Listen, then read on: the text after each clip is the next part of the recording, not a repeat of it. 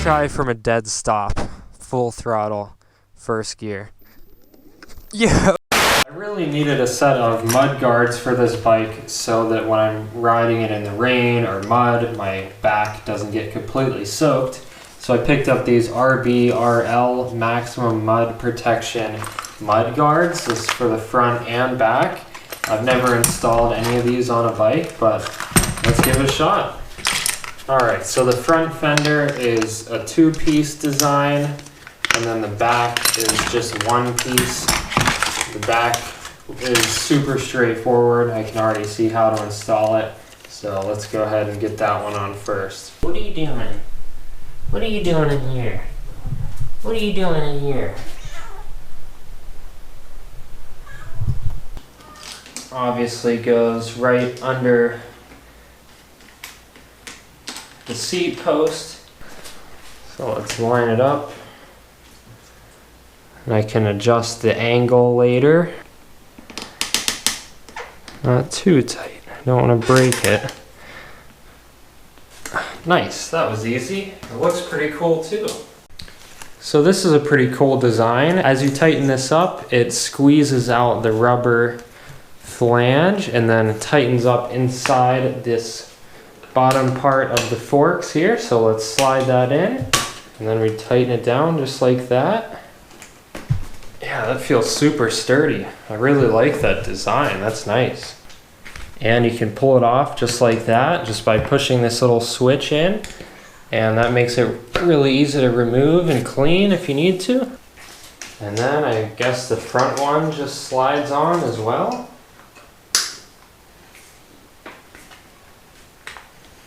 Yeah, just like that. That's nice. I originally had this headlight mounted down here on like right above the front wheel, but now that I have this fender on here, I think it would look kind of weird to have a headlight under the fender. So I'm gonna actually move it to above the fender. All I've got to do is drill a hole right here, and then I'll be able to just run a bolt through it, and it'll hold this little metal bracket on, and then I'll have a nice headlight, and I can adjust the angle of it if I want to, and it looks cool. Man, this thing's starting to look like a dirt bike. So now that I have a headlight, I kind of need a tail light too. Let's solve that problem. Now I'm going to install this shift sensor, and all we have to do is cut the housing of the cable that goes to the rear derailleur, which I've removed because it's busted. And then we're going to replace this into a section of the housing, and all this does is detect when that cable's moving, and it cuts power to the motor, and this is going to save a lot of wear and tear on my shifting mechanism. So I want this shift sensor to be mounted right about here. So what I'm going to do is cut this cable right there. This cable's really thick and I want to get a nice clean cut, so I'm going to use an angle grinder here.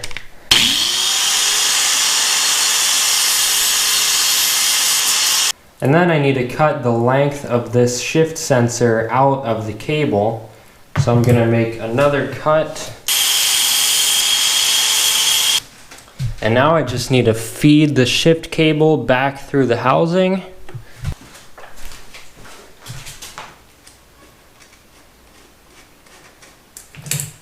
Then I'm going to put that end cap back on and back on the cable. And then the shift sensor cable goes right through. And we pull that tight. And then there's this little piece here, which I put a little heat shrink tubing on the back of. Slide that right into the shift sensor. And then I'll take that leftover piece of housing, run the cable back through it.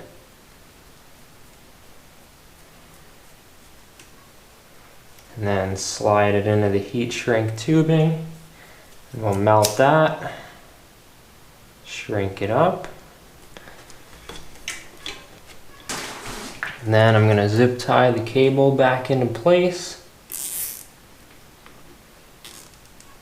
And then all that's left to do is take the wire coming off of the shift sensor and connect it to that extra wire that's coming off of the motor.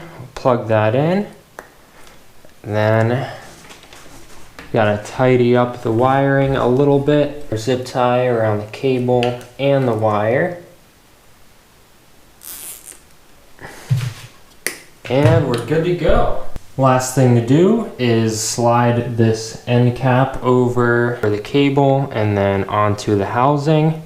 A nice tight fit. And then we've just got to get this little crimp end back on the shift cable like that. And we're good as new. Now all we've got to do is wait for my new derailleur to come in the mail. Then we'll get that hooked back up and we'll have a working bike again. My new derailleur chain, yay!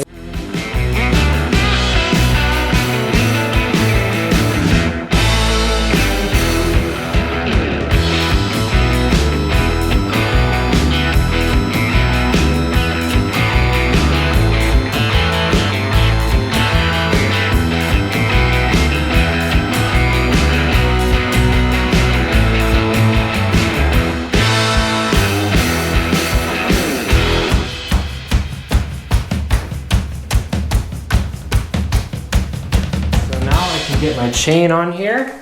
This chain that I'm using is 10 links longer than the stock chain.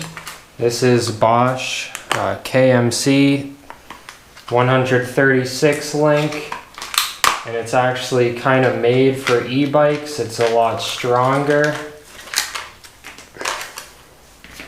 than a normal bicycle chain. It's already nice and greased up. That's good. Let's go ahead and get it routed.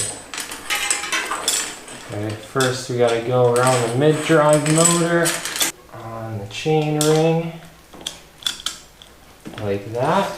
I'm gonna go around the biggest sprocket on the cassette. We gotta go through the derailleur. The old chain was 122 links. This one is 136 links, and this chain ring is 10 teeth bigger than the stock one, which means I'm gonna have to take 4 links off of this chain to make it a perfect fit. I can't find my chain breaker tool, so I'm gonna have to do this the old-fashioned way, which is to just grind it until it comes apart.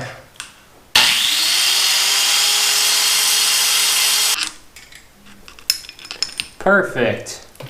Now let's get it connected using these quick master links here. Alright, the new chain is on and tight. Let's see if it'll shift through all the gears.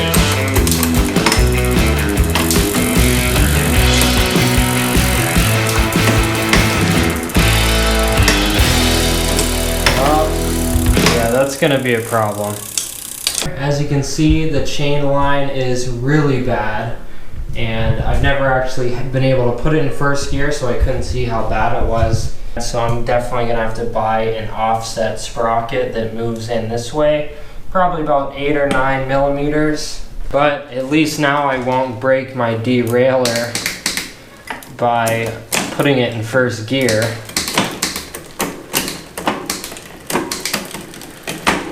And we can go all the way into the highest gear as well. So, the only gear that we still can't use is first gear until I get an offset chain ring. Alright, it's been about a week since that last clip, and I have something brand new. Here is a Lecky 42 tooth chain ring, and man, these things, I mean, this was like $100, and it's actually really lightweight. So it's fully CNC'd out of one piece of aluminum.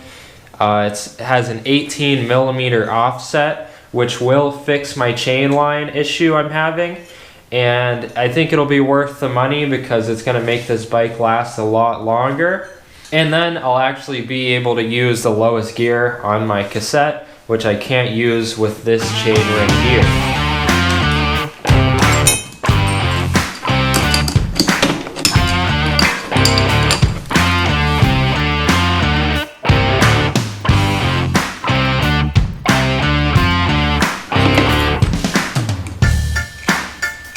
Alright, now we can get this new chain ring on. Hopefully it won't hit. Wow, that comes so close to hitting my chain stay, but it does not, so we're good.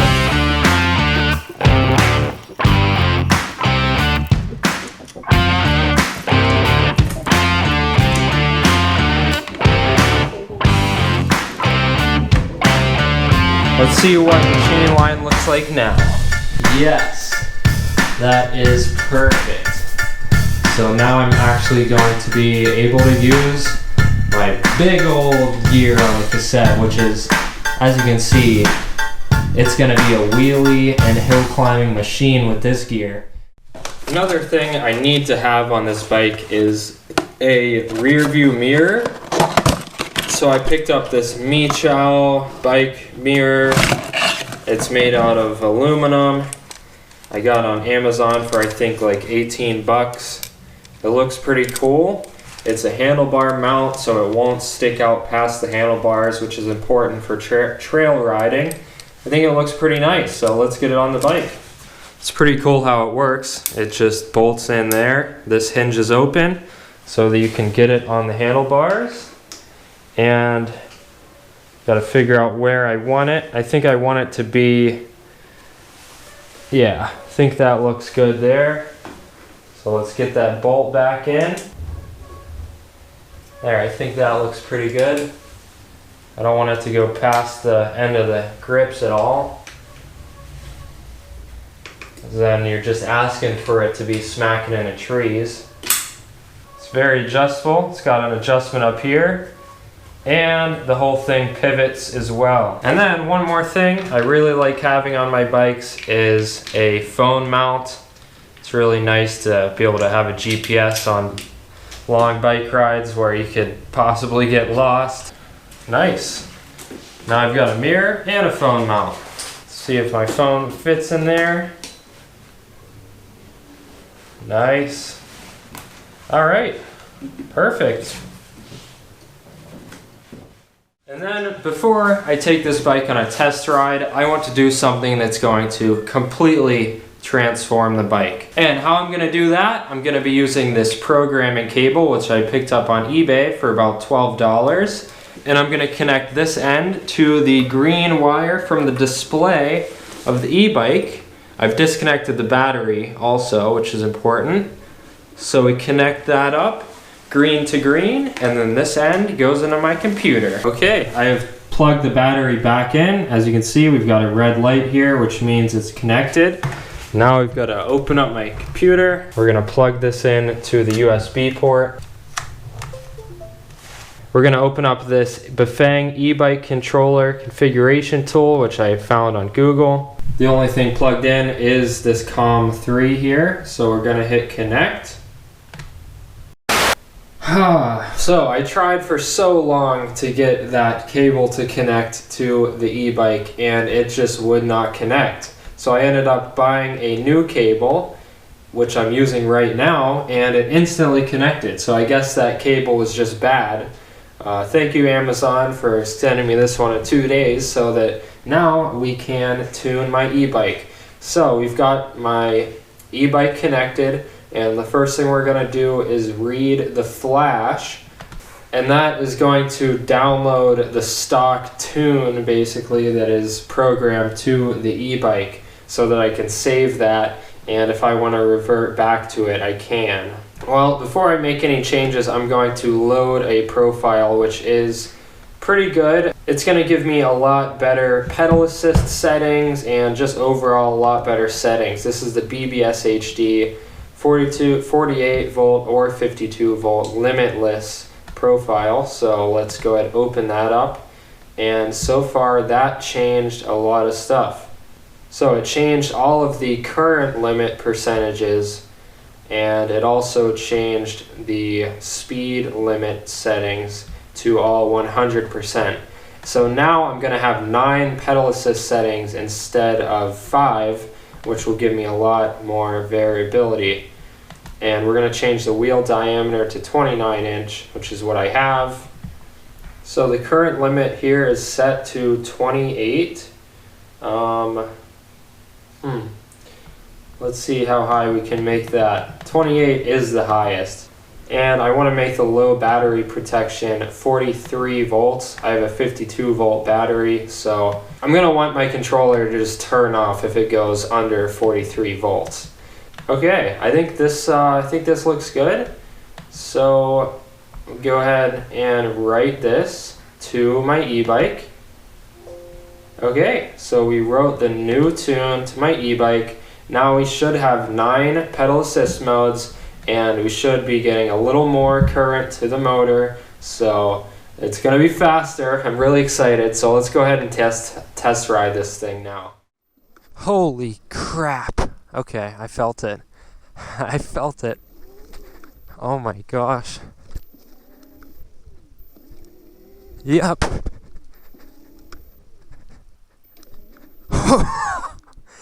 Holy shit. Wow. So if you just punch the throttle, let's try from a dead stop, full throttle, first gear. Yep, it's a rocket now. Oh my gosh, that is insane. This thing's gonna be such a hill climber. Look at that, just instantly.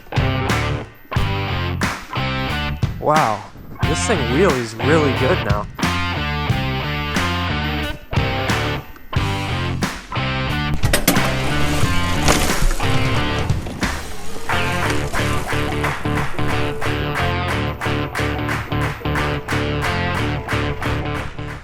So it's really weird how they program the pedal assist on these bafangs. They do something called like a, I don't know, some kind of speed cadence thing where the more you pedal, the less the motor does, which doesn't really make sense. To me, it seems like it should be the other way around. So what that new tune did is it gives you more power the more you pedal. So you're matching the motor's ability.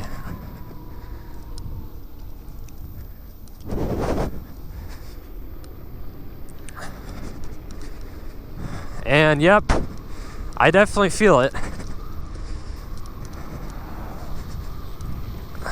I'm sure the top speeds went up with all these changes.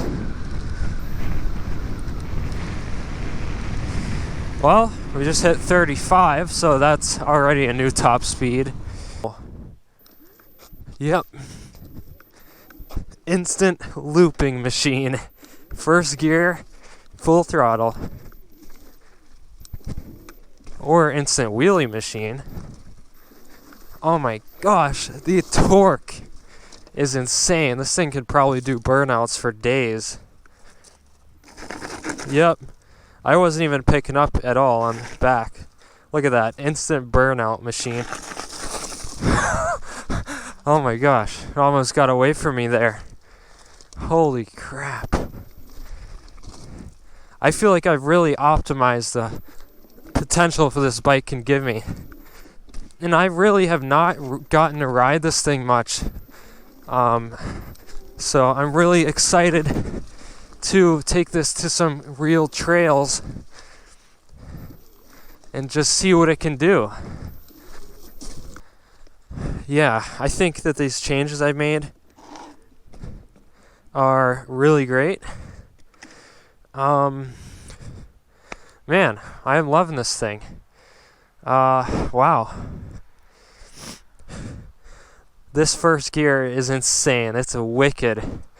And this Siskiu bling ring, although it cost a lot of money, it was completely necessary. Gearing system's going to be a lot happier, and I can actually use first gear, which is big. So, thank you guys for watching. In the next video, I'm going to take this thing on some intense trail riding and hopefully won't break it like the last video. Let's see how this thing is. Oh, yep.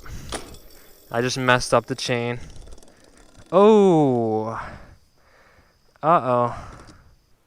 Yeah, so now that I think I've got it to its semi-final position, I'm going to do my best not to break it. But I think I'm really happy with these changes I made. I might open up my computer again and do some more tweaking and see what I can unlock on this thing. But so far, it's amazing. We got to find out what the top speed is. We've got to find out what the range is. So another video I'm going to be doing is just a sheer distance test. We'll see how far we can go on this bike and if it can actually get to the claimed 60 miles. Either way, this thing's awesome. I am so glad that I built this. I'm going to have so much fun on this bike. Thank you guys for watching. If you want to see the next video where I take this thing on some real trails, hit that subscribe button and the notification bell so you don't miss out on that. Like the video if you liked seeing me wrench on this e-bike. I'm really happy with how it came out. Hopefully you guys are too. And comment down below if you have any other ideas as to what I should do to it. And yeah, thanks for watching. Peace out.